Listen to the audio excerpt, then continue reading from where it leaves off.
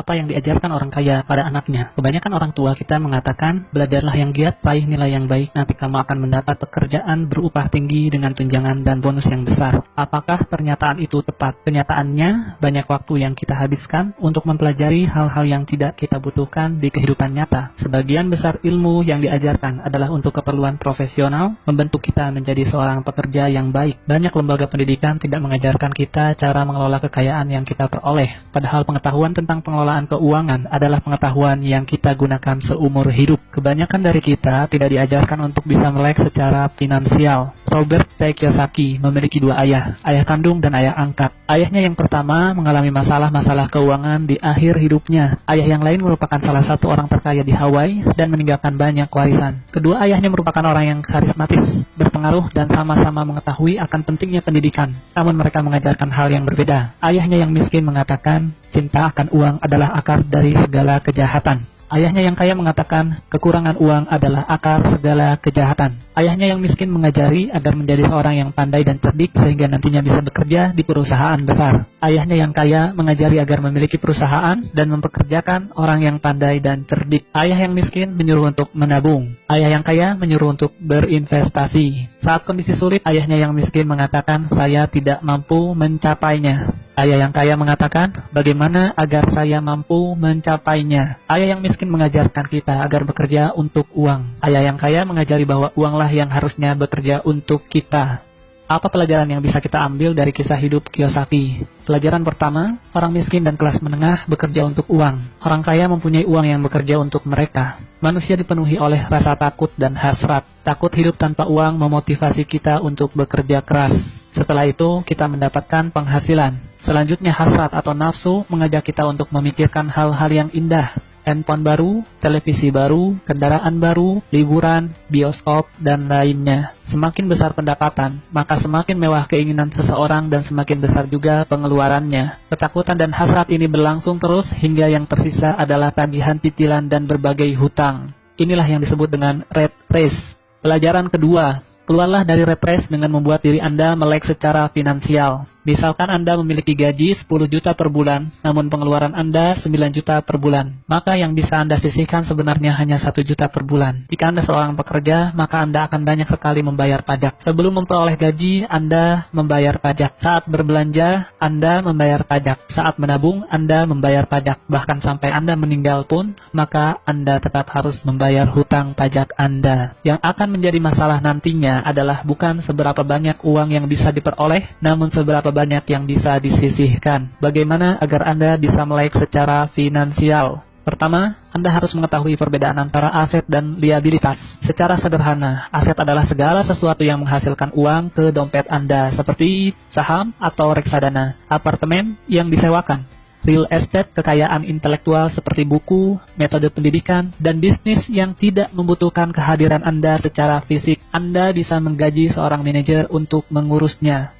Liabilitas adalah segala sesuatu yang mengeluarkan uang dari dompet Anda. Contohnya adalah hutang kartu kredit, hutang sewa, televisi baru, handphone mewah, asuransi, dan lainnya. Orang miskin memiliki pengeluaran harian yang tinggi. Kelas menengah membeli liabilitas yang mereka pikir adalah aset, dan orang kaya membangun kumpulan aset yang kuat untuk menghasilkan pendapatan. Kelas menengah mendapati dirinya berada pada pergulatan keuangan yang terus-menerus. Pendapatan utama mereka adalah gaji. Semakin tinggi gajinya, maka semakin keras mereka bekerja dan pajaknya pun semakin tinggi. Pengeluaran juga meningkat seiring peningkatan gaji, sehingga istilah rat race menjadi cocok untuk mereka. Bukannya berinvestasi di aset sesungguhnya, kelas menengah malah memperlakukan rumah mereka sebagai aset utama. Orang kaya semakin kaya karena mereka terus mengumpulkan aset dan berinvestasi untuk menghasilkan pemasukan yang akan melebihi pengeluaran mereka sendiri. Lalu kenapa rumah bisa bukan merupakan aset, namun liabilitas? Orang bekerja dalam waktu yang panjang untuk membayar kredit rumah. Orang juga membayar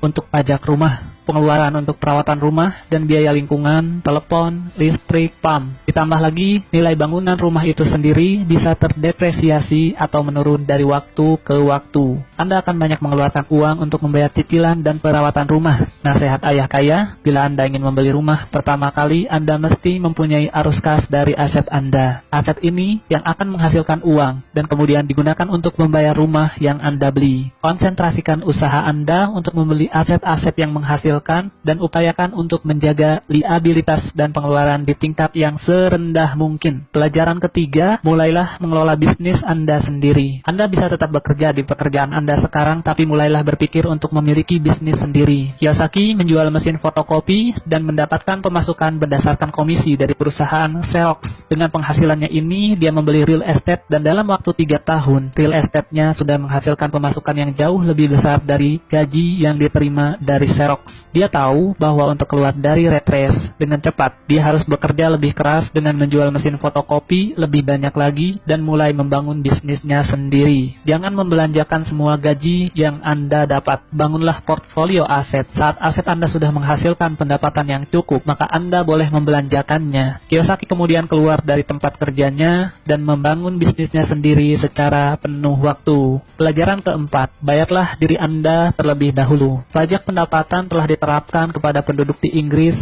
sejak tahun 1874. Di Amerika Serikat sendiri baru diperkenalkan pada tahun 1913. Saat ini pajak yang direncanakan hanya untuk orang-orang kaya, peleset, sehingga kelas menengah dan orang miskin juga ikut terkena pajak. Kenyataannya, orang kaya selalu mempunyai cara untuk melindungi diri dari pajak yang tinggi, yaitu dengan membuat perusahaan. Perusahaan bukanlah selalu berupa fisik gedung dengan nama perusahaan dan logo yang terpampang di luarnya. Perusahaan adalah dokumen yang berada di lemari pengacara atau notaris yang sah secara hukum. Perusahaan menawarkan keuntungan pajak dan perlindungan dari jeratan hukum. Ini adalah cara yang sah untuk melindungi kekayaan Anda. Orang kaya telah menggunakan cara ini dari generasi ke generasi. Pelajarilah lebih lanjut dan temukan aturan-aturan pajak yang membawa keuntungan terbaik untuk Anda. Ayah kaya berkata, bayarlah diri Anda terlebih dahulu. Ini akan memaksa Anda untuk membuat sumber pemasukan lain untuk menutup pengeluaran Anda. Aturan sederhana ini bekerja seperti ini. Orang yang bekerja untuk perusahaan akan pertama-tama membayar pajak, lalu mendapatkan pemasukan,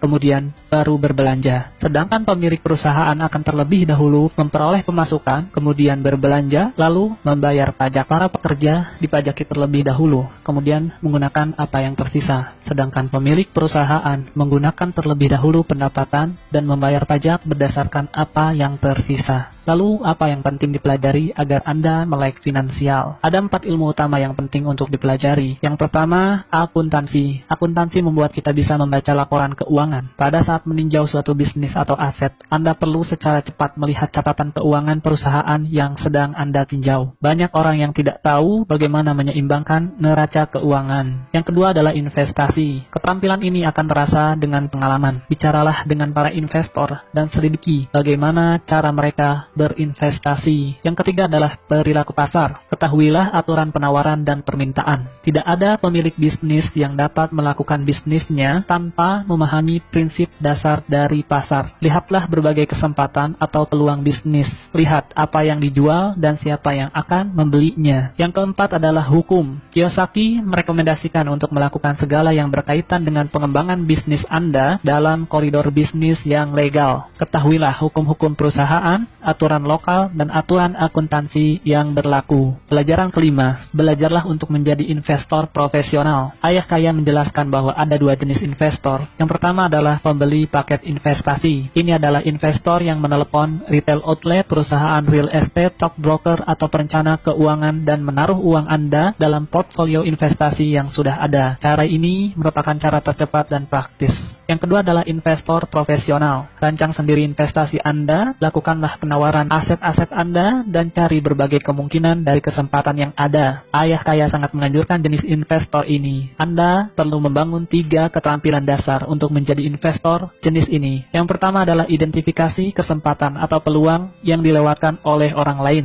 Yang kedua, belajar bagaimana mengumpulkan uang atau modal. Yang ketiga, belajarlah mengelola orang-orang pandai di sekitar Anda. Belajar untuk mengidentifikasi hal yang menguntungkan Anda, namun masih tersembunyi dalam negosiasi inovasi bisnis. Contohnya, bisnis yang sebenarnya dari McDonald bukanlah hamburger yang dijual, namun real estate yang nyaris gratis di bawah gedung franchise McDonald itu sendiri. Di setiap persimpangan yang ramai dalam kota di seluruh dunia, itulah kekayaan sebenarnya dari para pemilik franchise McDonald. Yang perlu diingat adalah, dalam setiap investasi, selalu akan ada resiko. Anda harus belajar bagaimana caranya mengelola resiko tersebut, dan bukan malah menghindarinya. Pelajaran keenam, bekerjalah untuk belajar, bukan untuk uang. Setelah lulus, Kiyosaki memutuskan untuk bergabung dengan Angkatan Udara. Dia belajar terbang dan dia menyukainya. Dia juga belajar memimpin pasukan, yang merupakan bagian terpenting dari pelatihan kepemimpinan. Selanjutnya dia bergabung dengan Xerox, dan dia belajar untuk menghalau ketakutannya akan penolakan.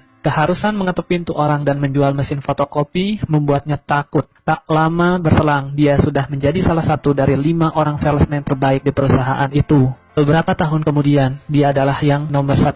Setelah belajar menaklukkan rasa malu dan takut akan penolakan, dan menjadi nomor 1, dia keluar untuk mulai membangun kerajaan bisnisnya sendiri. Pelajari berbagai keterampilan menjadi seorang public relations, marketing, advertising. Ambillah pekerjaan sambilan dengan tujuan untuk belajar lebih jauh lagi, bukan untuk uang. Dalam sistem pendidikan kita, sekolah mengajarkan orang menjadi seorang profesional. Profesional akan menjadi seorang spesialis hingga mereka tak mampu bekerja di luar bidangnya dan membutuhkan serikat pekerja untuk melindungi posisi atau pekerjaan mereka. Ingatlah, Anda bisa menjadi seorang profesional, katakanlah belajar menjadi seorang pilot jika ingin belajar terbang. Namun, pada saat yang sama, mulailah berpikir untuk mengembangkan bisnis Anda sendiri. Orang kaya mendidik anaknya berbagai hal yang berkaitan dengan bisnis itu sendiri. Mereka memindahkannya dari departemen yang satu ke departemen yang lainnya, hingga ia dapat belajar tentang keterkaitan antar departemen yang ada. Spesialisasi bukanlah yang terpenting di sini, namun mengambil pelajaran di semua departemen sangatlah penting untuk modal melihat suatu bisnis secara keseluruhan. Ada 3 keterampilan manajemen yang utama. Yang pertama adalah manajemen arus kas, kedua adalah manajemen sistem, ketiga adalah manajemen sumber daya manusia. Jadi, apa saja yang kita pelajari? Yang pertama, orang miskin dan kelas menengah bekerja untuk uang. Orang kaya mempunyai uang yang bekerja untuk mereka. Yang kedua, keluarlah dari rat race dengan membuat diri Anda melek secara finansial. Yang ketiga, mulailah mengelola bisnis Anda sendiri. Yang keempat, bayarlah diri Anda terlebih dahulu. Yang kelima, belajarlah untuk menjadi investor profesional. Yang keenam, bekerjalah untuk belajar, bukan untuk uang. Ingatlah, pekerjaan adalah solusi jangka pendek untuk masalah keuangan jangka panjang Anda. Atasi hambatan Anda dan mulailah bertindak sekarang. Kenapa harus memanjat tangga karir di perusahaan bila Anda bisa memiliki tangganya sekalian?